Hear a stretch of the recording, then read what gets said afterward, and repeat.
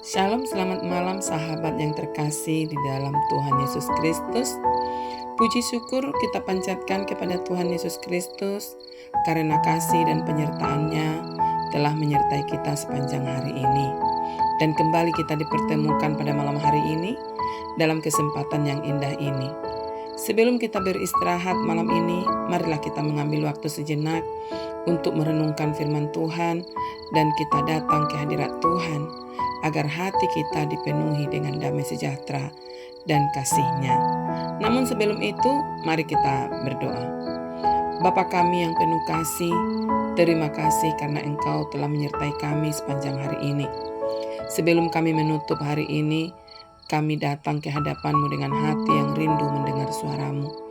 Biarlah firman-Mu menerangi hati kami, mengoreksi setiap langkah kami, dan membawa kami semakin dekat kepadamu. Di dalam nama Tuhan Yesus Kristus kami berdoa dan mengucap syukur. Amin. Sahabat terkasih dalam Tuhan, sebagai pengantar renungan kita pada malam hari ini, terdapat dalam ayat kitab Yoel pasal 2 ayatnya yang ke-13, tertulis demikian. Koyakkanlah hatimu dan jangan pakaianmu, berbaliklah kepada Tuhan Allahmu, sebab Ia pengasih dan penyayang, panjang sabar dan berlimpah kasih setia, dan Ia menyesal karena hukumannya. Demikian firman Tuhan. Sahabat yang terkasih di dalam Tuhan, John Newton pernah hidup sebagai pelaut yang terlibat dalam perdagangan budak. Hidupnya jauh dari Tuhan, namun ketika mengalami badai besar di laut, ia mulai berseru memohon belas kasihan Tuhan. Pertobatan itu mengubah seluruh hidupnya. Ia kemudian menjadi pendeta dan menulis lagu yang berjudul Amazing Grace, sebuah kesaksian tentang kasih karunia Allah yang sanggup mengampuni dan memulihkan orang berdosa.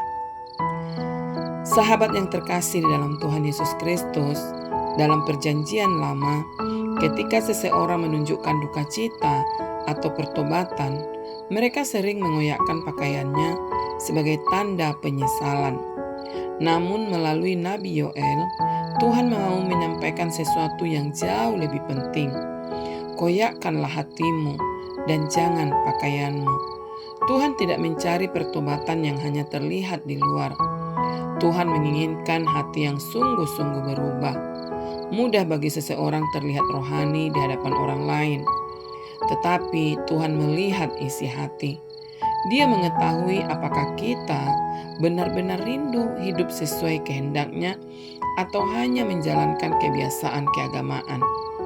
Sahabat yang terkasih di dalam Tuhan Yesus Kristus, malam ini adalah kesempatan yang indah untuk memeriksa hati kita. Mungkin hari ini kita pernah mengucapkan kata-kata yang melukai orang lain, memiliki pikiran yang tidak berkenan kepada Tuhan, atau bahkan mengabaikan suaranya. Tuhan tidak mengundang kita untuk hidup dalam rasa bersalah, tetapi mengajak kita kembali kepadanya. Sahabat yang terkasih, firman Tuhan malam ini berkata, berbaliklah kepada Tuhan Allahmu, sebab Ia pengasih dan penyayang, panjang sabar dan berlimpah kasih setia. Inilah kabar baiknya. Tuhan tidak menutup pintu bagi orang yang mau bertobat. Sebaliknya, Dia membuka tangannya dengan penuh kasih. Kasih karunia-Nya lebih besar daripada kegagalan kita, dan belas kasihan-Nya selalu tersedia bagi mereka yang datang dengan hati yang penuh, dengan ketulusan. Sahabat yang terkasih dalam Tuhan, mungkin hari ini ada yang membuat kita merasa tidak layak datang kepada Tuhan. Jangan biarkan rasa malu menjauhkan kita darinya. Justru malam ini, datanglah apa adanya. Akuilah setiap dosa dan kelemahan kita, sebab Tuhan adalah Bapa yang penuh kasih dan siap memulihkan setiap hati yang sungguh-sungguh kembali kepadanya. Sahabat yang terkasih di dalam Tuhan Yesus Kristus, melalui ayat firman Tuhan ini, Tuhan mau bicara kepada kita bahwa Tuhan melihat hati, bukan sekedar penampilan lahiriah. Pertobatan sejati dimulai ketika kita dengan jujur mengakui dosa di hadapan Tuhan. Kasih dan pengampunan Tuhan selalu tersedia bagi siapapun yang mau kembali kepadanya. Mari kita berdoa. Bapa kami yang di sorga, malam ini kami datang kepadamu dengan segala kelemahan kami. Jika ada perkataan, pikiran atau perbuatan kami yang tidak berkenan kepadamu, ampunilah kami. Bentuklah hati kami agar semakin serupa dengan kehendak-Mu.